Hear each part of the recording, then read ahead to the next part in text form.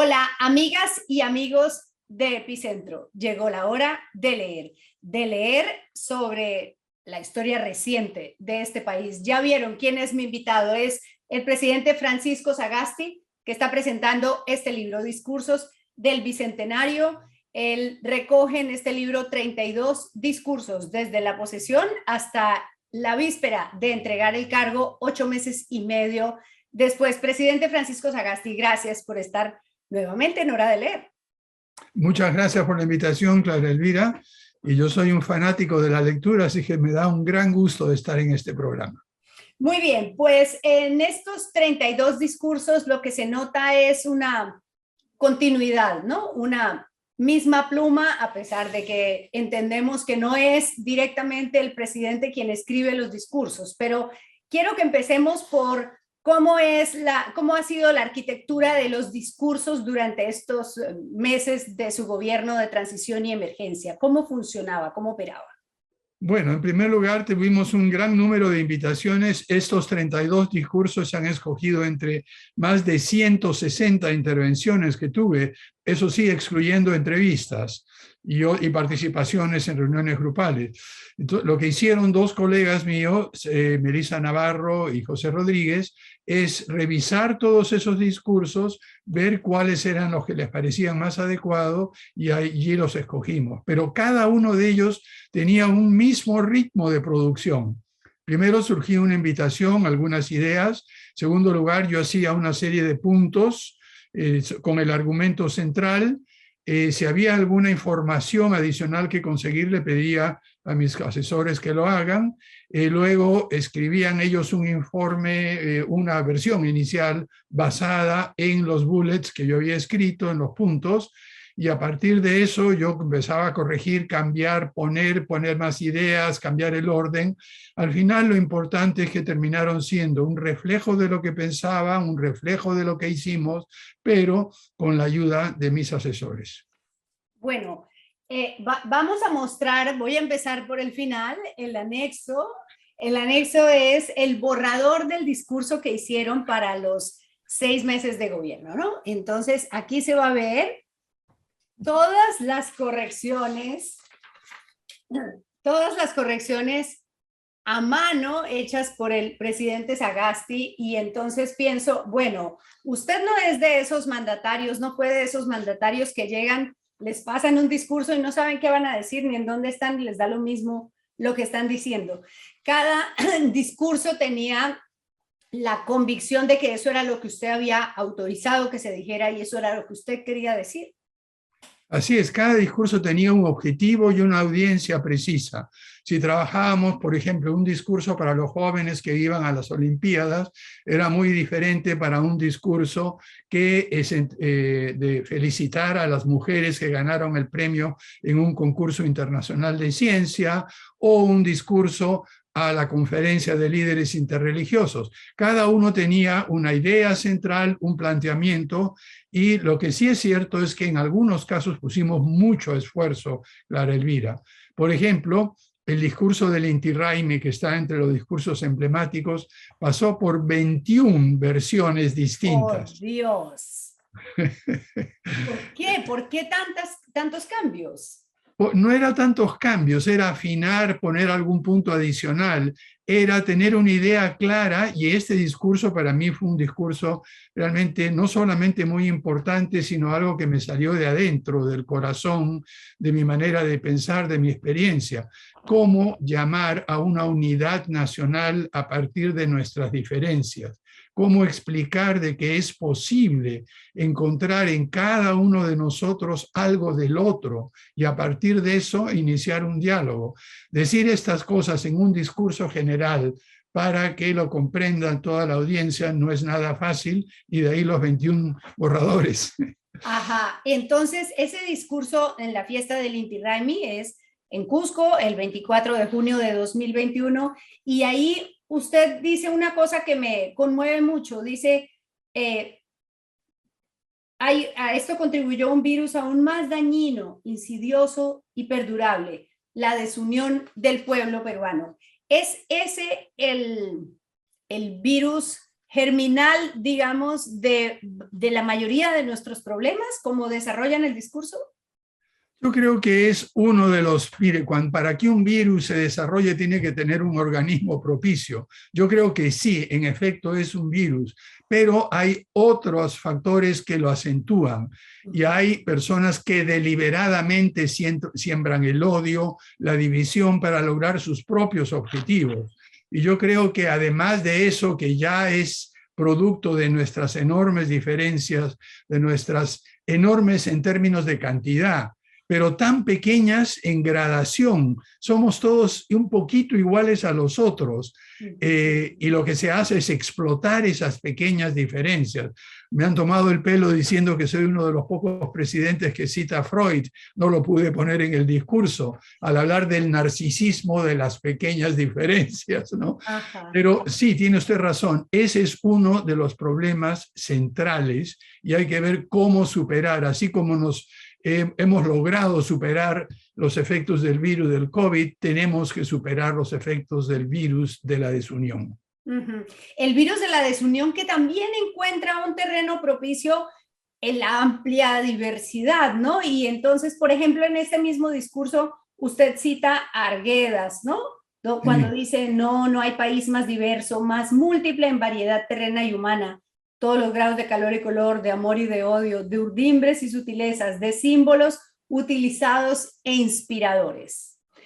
Eso es cierto, pero mire, no hay que ver a esta diversidad como un problema, al contrario. En un momento como el que vivimos ahora, con todos los problemas, con cambio climático, con amenazas de todo tipo, con desafíos, los que tienen la mejor capacidad de responder son aquellos que tienen diversidad.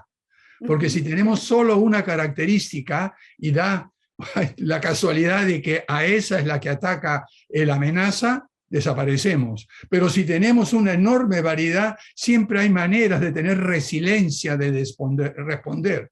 Y tenemos una diversidad extraordinaria de recursos, una diversidad étnica, una diversidad de cultura. Y si solo tomamos conciencia de que a partir de esa diversidad podemos construir una fortaleza, nadie nos gana, Clara Elvira. Empleando la solidaridad, la empatía y el aprecio mutuo.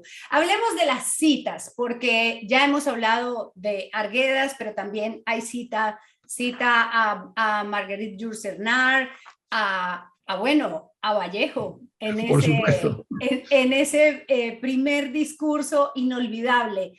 Y entonces pienso si tenía el dilema de si las citas lo acercaban o lo alejaban con el auditorio, porque también puede pensar, bueno, de pronto piensan que es una cosa complicada y se me pierde la conexión con el público. ¿Había ese debate interno cuando decidía a quién citar? No, por una sencilla razón. Yo creo que la mayoría de las personas que hacen planteamientos públicos, discursos, subestiman a quienes los oyen. Yo lo que he podido encontrar de respuestas de todo orden, a todos los niveles, en todos los lugares, a esas citas, ha sido un reconocimiento. No subestimemos al público, son capaces de entender, sobre todo si se trata de citas emblemáticas que plantean ideas que en cierta medida las tenemos todos. Y Vallejo es un caso típico, Marguerite Yourcenar es otro, Cáceres es otro, en fin, algunas de las diferentes... Basadre, por supuesto, Argueda, José de la Riva Agüero, en fin, todos ellos son personas que en sus escritos ellos encapsulan parte del alma peruana. El poder devolvérselo a todos los peruanos y peruanas, devolver esa manera de capturar lo que somos, me parece no solamente un acto de justicia, sino de respeto y una manera de poder comunicar aquello que nuestros escritores han planteado y muchos otros escritores del mundo como lo que somos y lo que debemos ser en un país tan diverso como el Perú. Usted plantea en varios discursos algo que siempre le escuchamos quienes tenemos memoria reciente, que decía, bueno, no prometemos lo que no podemos cumplir y lo que prometemos lo cumplimos. Y esa es una máxima complicada en política y sobre todo en tiempos en donde la gente necesita que le hagan promesas, necesita que le digan te voy a resolver tus problemas porque tienen muchas necesidades. ¿Cómo cumplir, cómo ser coherente con ese compromiso de no voy a prometer lo que no pueda? Eso significa decirle a la gente, no, eso no lo voy a hacer. Eso es más o menos ir en contravía de lo que uno piensa que son los políticos que siempre le dicen a uno que todo está bien. Por eso nos va tan mal con la política. Porque todo el mundo miente, dice lo que cree, y ayer estábamos en una conversación con Laura Chinchilla, la expresidente de Costa Rica, y lo que dijo claramente es la devaluación de la palabra del político. Ya nadie les cree. ¿Por qué tenemos tanta desconfianza? En vez de prometer, prometer, prometer, lo que hay que hacer es prometer lo que se puede cumplir y cumplirlo y demostrarlo.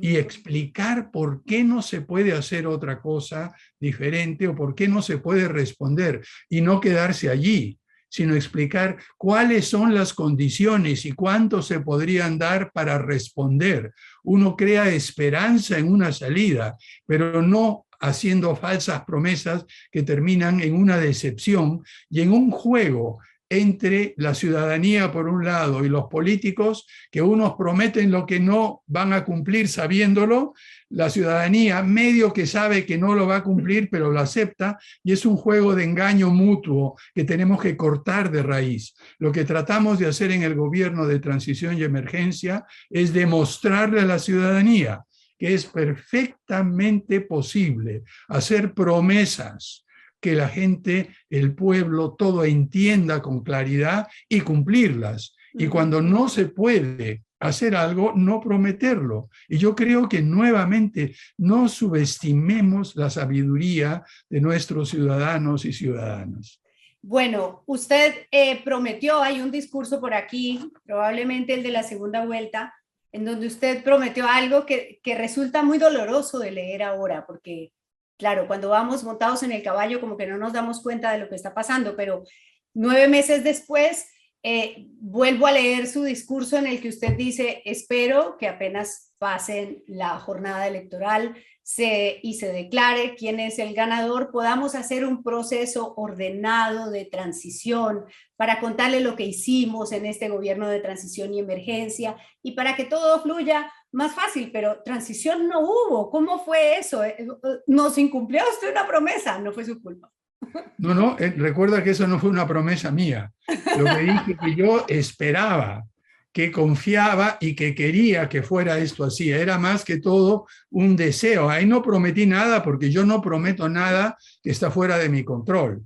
Eso es parte del problema. Los políticos prometen cosas que no están bajo su control, y así como si no están bajo su control, no puede decir. En este caso específico, realmente creo que ha sido una tragedia, ha sido algo sumamente complicado para nuestro país. En vez de tener los 2 meses de transición, tuvimos 5 días entre el momento en el cual se declaró finalmente al ganador después de todas las apelaciones, cuestionamientos, disputas legales, etcétera, 6 días hasta el momento que empezaba el nuevo gobierno. Y en eso no se puede hacer una transición ordenada. Con la justa llegamos a vernos en 2 oportunidades con el presidente electo de entonces, una recepción oficial en Palacio, simplemente protocolar, y un corto desayuno de trabajo aquí en mi residencia que duró 1 hora, 1 hora y media, y que con las justas pude transmitirle lo que estábamos haciendo para conseguir vacunas. Y se me quedó una larga lista de temas en el tintero que no pudimos cubrir. Y no pudieron hacer nada más de transición por las circunstancias o también un poco porque al presidente electo no le interesaba. ¿Qué impresión le dio a usted? Usted No, mire, lo conoció en ese proceso de la transición. ¿Qué le pareció? Mire, no es tanto lo que me parece, sino las cosas como son. Y a mí me gusta decir cómo son. Sí. Si usted está en un ministerio o está en la presidencia del Consejo de Ministros o en cualquier otra agencia gubernamental, tiene 1 mes para hacer la transición. Se presenta, en primer lugar, hay una comisión de transición, se presenta un informe, se discute, se hacen preguntas, etc. Y eso es lógico porque es transmitir la experiencia de una administración a otra. Cuando se trata del presidente, no es así. El presidente saliente termina su mandato y tiene que desaparecer de la escena. Ahora es otra persona quien está a cargo de la primera magistratura. Y ese periodo de transición no es lo mismo que en un ministerio. Al contrario, sería ya interferir con las labores del nuevo presidente electo. Por lo tanto, lo máximo que hice yo posteriormente a la inauguración del nuevo presidente es decirle, mire, si usted tiene alguna pregunta específica, alguna consulta, no tengo ninguna duda, pero no le voy a de usted decir ni aconsejar nada, no soy su consejero. Lo que yo puedo hacer es contarle mi experiencia y la experiencia del gobierno de transición y emergencia. Cada vez que me preguntaba algo, le dije, mire, yo no puedo aconsejarlo, pero lo que hicimos nosotros fue esto, esto y esto. Si hubiéramos tenido un tiempo mucho más largo, creo que no solo a nivel de los ministerios y de la presidencia del Consejo de Ministros, sino también a nivel de despacho presidencial, hubiéramos podido hacer esa transición más ordenada. Usted estuvo 8 meses y medio al frente de la presidencia y claro, ayer usted en la presentación del libro contaba que había gente que le decía, bueno, pero no vas a poder hacer nada, en 8 meses y medio no se hace nada. Ahora, la verdad es que en 9 meses se hace un bebé, se crea una vida, una persona completa en 9 meses y se pueden hacer muchas cosas. ¿Usted siente que logró hacer las cosas que esperaba, por lo menos las que el primer día, tras esa abrumadora cadena de circunstancias que ocurrieron para que usted llegara a la presidencia, ese plan que usted alcanzó a esbozar, ¿lo pudo cumplir? Mire, no era tanto un plan, sino simplemente una agenda de temas urgentes. Escogimos 5 temas y creo que en todos ellos avanzamos de una manera significativa. Por supuesto, en algunos más que en otros. Pero además de esos 5 temas, que eran la pandemia, que era el tema de reactivación económica, el tema de lucha contra la corrupción, el tema de elecciones libres y transparentes, sin interferencia, y además el tema de educación creo que es el único que me faltaba. Además de esos, en todos hicieron elecciones libres sin ningún cuestionamiento, excepto por un pequeño grupo asociado quien no ganó la segunda vuelta. En vacunas y en vacunación creo que dimos un gran salto. En términos de recuperación económica, volvimos al crecimiento y no solo por efecto de rebote, batimos récord en inversión pública en los últimos 15 a 16 años. En fin, en todo se avanzó. Pero eso fue simple y llanamente por trabajo en equipo, por conocer, por poner a personas calificadas, comprometidas, honestas, con una idea clara de lo que se puede hacer. Pero además de eso, hubo muchas otras cosas que no estaban en esa lista inicial, pero que se hicieron. Se reactivó y se refinanció el Fondo de Defensa Nacional. Se terminó el informe. Después de 3 años de trabajo, hicimos una tarea acelerada con 6 informes de la Comisión de Reforma del Sistema Judicial. Y así, Clara Elvira, hubo muchas otras cosas. Pusimos en marcha 7 áreas protegidas nuevas en nuestro país. En fin, se hizo todo lo que se pudo por trabajar en equipo, movilizar a la mejor persona y no dejar a nadie fuera. Llamamos al sector privado, a la sociedad civil, a la comunidad internacional, a todos para hacer las cosas que logramos hacer. Entonces uno piensa, bueno, en 8 meses y medio se pueden hacer muchas cosas. También se pueden destruir muchas. Y voy a citar, yo también, citando al autor de este libro, a Francisco Sagasti, que en una reunión con gobernadores en el GOR Ejecutivo 2021 se pregunta, ¿qué hemos hecho mal como país o como personas para poner al Perú con todas sus posibilidades y riquezas en una situación tan precaria y difícil? ¿Qué hemos hecho mal, presidente? ¿Por qué estamos en la situación que estamos? ¿Por qué este país vive en esta crisis, en esta situación tan precaria como usted lo dice? Bueno, hay muchísimas razones, pero una de ellas es la que usted mencionó al principio, Clara Elvira, el virus de la desunión. Yo creo que parte de nuestro gran problema ha sido la incapacidad de reconocernos todos como iguales, de reconocer no solamente derechos, sino las posibilidades que tienen todos los peruanos y peruanas, estén donde estén, de contribuir al desarrollo de nuestro país. Y al tratar de establecer exclusiones, diferencias, uno llama a la unidad, pero solamente de este pequeño grupo. Y luego ese que desgraciadamente todavía sigue vigente. Todo el mundo llama a la unidad, sí, pero detrás mío. Vengan, únanse detrás mío. Todos quieren ser caudillos. No, nadie quiere trabajar en equipo, en conjunto. Es muy difícil el reconocimiento. Tenemos a psicólogos y antropólogos que nos han dicho hasta la saciedad lo difícil que es reconocer el éxito de otro peruano en nuestro país. Usted, que, hablando de libros, Julio Ramón Ribeiro tenía esa frase lapidaria que decía: qué difícil es ser peruano en el Perú, porque cualquier peruano de donde sea triunfa en el extranjero. Una científica que viene de Cusco, un joven que viene de los conos en la ciudad, gente que viene de Puno, salen, trabajan en la NASA, trabajan en Japón, están triunfando en Berlín, triunfan en París. Pero a esas mismas personas lo pone usted en el Perú y empiezan todos los celos, las envidias, las descalificaciones. Cuando logremos ser un poquito más abiertos y generosos, creo yo que habremos superado eso. Ni hablar lo que eso significa en el ámbito político, ¿no? Aquí estoy hablando en general. En el ámbito político esto se multiplica 10 veces. Nadie tolera que uno destaque u otro, inmediatamente entran todos a atacarlos. Entonces ahí tenemos algo en nuestro chip que modificar poco a poco, pero es posible hacerlos y hay muchas personas y muchos políticos que lo han hecho. Bueno, usted ha intentado ser un ex no tóxico, ser muy prudente con su antecesor y ha sido cuidadoso. Acaba de decirnos que no quiere ser...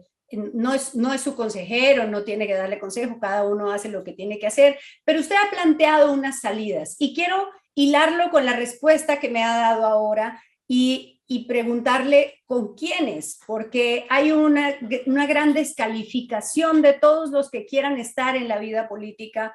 Se critica y se descalifica a todo el mundo porque tiene historia, porque estuvo en un partido, porque fue compañero de alguien. ¿Qué hacemos para encontrar con quiénes encontrar la salida sin que sean descalificados en el ambiente político? Bueno, yo creo que lo primero es suspender por un momento estos juicios de valor.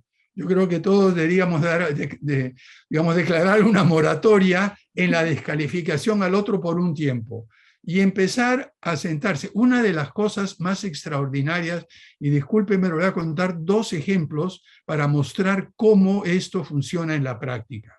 Cuando teníamos el proyecto Agenda Perú en los años 90, recuerda usted toda esa polarización que hubo, usted no estaba en el Perú probablemente, pero contra Fujimori, Vargas Llosa, en fin, Alan García, todo ese problema complicadísimo. En Agenda Perú convocamos a gente fundamentalmente con un criterio, gente que no se encontraba el uno con el otro en su vida cotidiana.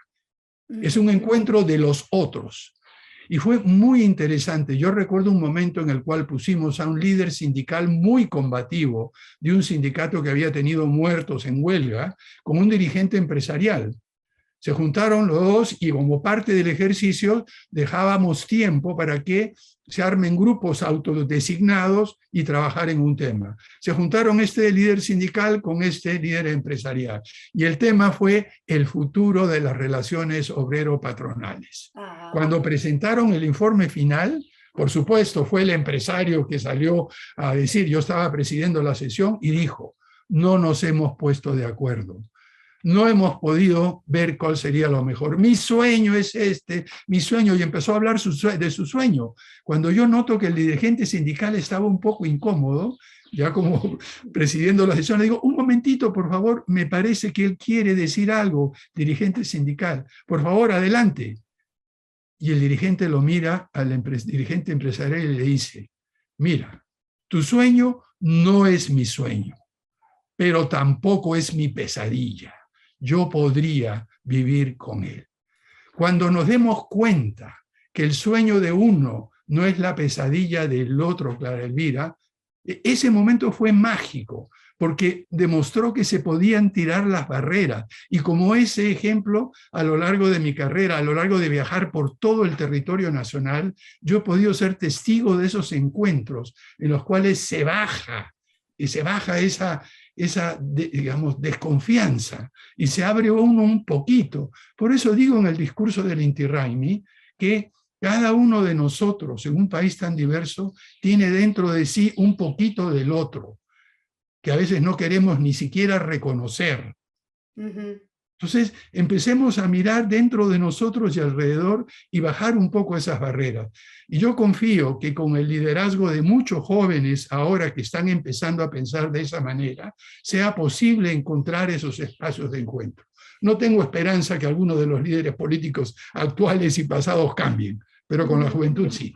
Pero estamos en una coyuntura bien particular, que es la discusión de la Asamblea Constituyente. Y yo le tengo que preguntar, ¿usted cree que una Asamblea Constituyente, una nueva Constitución, nos puede resolver los problemas? ¿Usted, cuál es su opinión sobre este asunto del gobierno? Mire, no es solamente la Asamblea. El Perú en general, en parte por herencia colonial, tiene una concepción de que basta una ley, que basta un dispositivo legal, que basta algo sancionado por el Congreso o por una asamblea para que las cosas se hagan realidad automáticamente. Es una ilusión pensar que un simple documento, y sobre todo si no es producto de un esfuerzo largo de consenso y de discusión entre gente que piensa distinto y que es capaz de ponerse de acuerdo. Ninguna constitución ni ninguna ley va a cambiar las cosas. Lo que va a cambiar las cosas en nuestro país es el comportamiento cotidiano de las personas, el día a día, los hábitos de interacción, el respeto mutuo. Eso es lo que va a cambiar. En este momento yo creo que una constitución es más que todo un símbolo y cambiará. ¿Cuántas constituciones? Hemos tenido 12, 13 constituciones y seguimos en lo mismo.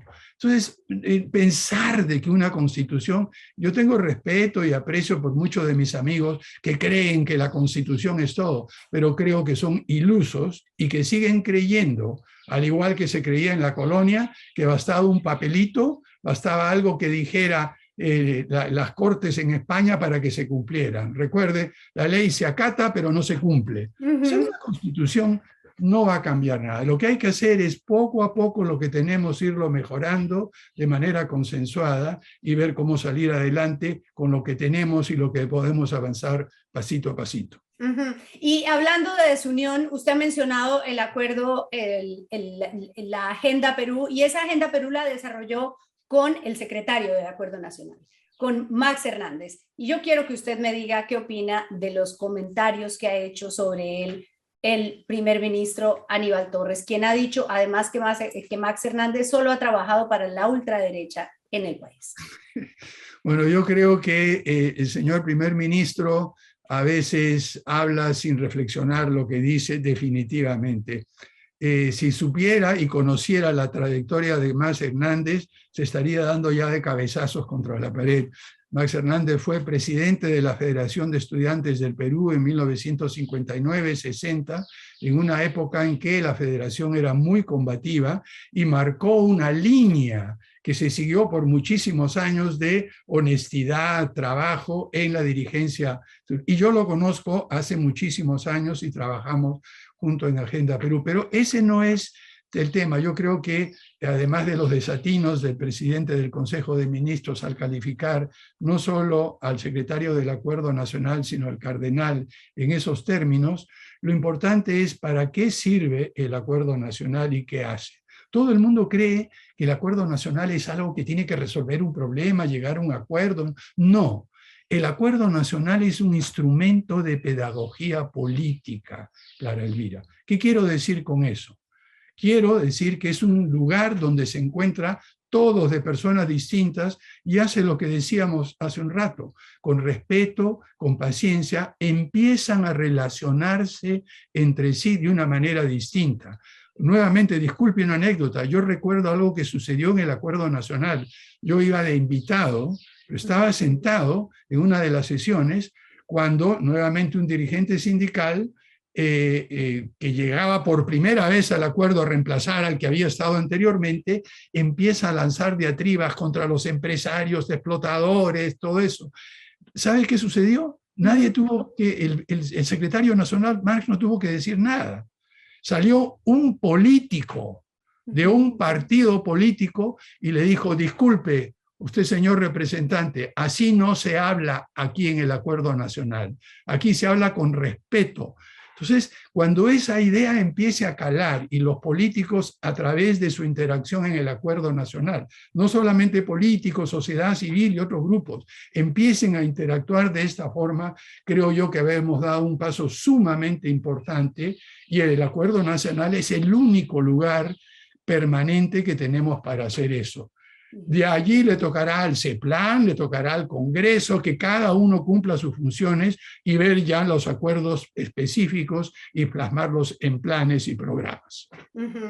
Bueno, pues hemos hablado de libros de política y tengo que preguntarle, como estamos en hora de leer, tengo que preguntarle qué está leyendo, presidente Sagasti. Uy, estoy leyendo en este momento, como siempre, 4 o 5 libros. Estoy leyendo el último libro de Menéndez sobre populismo. Estoy leyendo otro texto sobre, qué interesante, mire, porque yo creo que hay una diferencia entre populismo y popularismo. Lo que hablan de popularismo es aquellas cosas que son populares y no necesariamente populistas. Y esta diferencia es muy sugestiva. Además de eso, estoy leyendo un texto sobre los impactos negativos de la globalización. Otro texto, estoy volviendo a leer el texto de Santiago Roncayolo, Abril Rojo. Abril Rojo, gran que realmente novela. Ahora, años después, me impacta mucho más de lo que lo hizo en ese momento, porque en ese momento parecía una crónica periodista de lo que pasaba, pero luego 20 años después, cuando hemos tenido ya un periodo de paz, ver lo que fue ese periodo de conflicto violento, a uno lo remece mucho. Y lo recomiendo incluso a aquellos que ya lo han leído como yo, que lo vuelvan a leer. En fin, esas son algunas de las cosas que estoy leyendo. Muy yo siempre bien. leo 5 o 6 libros a la vez. Muy Omnívoro, bien, pues promiscuo lector. Sí, muchas gracias por esta entrevista, por la facilidad con la que nos cuenta anécdotas enriquecedoras y pues por las citas también de los discursos. Presidente, muchas gracias por estar en Muchísimas gracias, Clara Elvira, a usted y a Epicentro por el trabajo que vienen realizando. Y usted recuerde que no lo encuentre el diluvio, sino el libro debajo del brazo. Hasta pronto.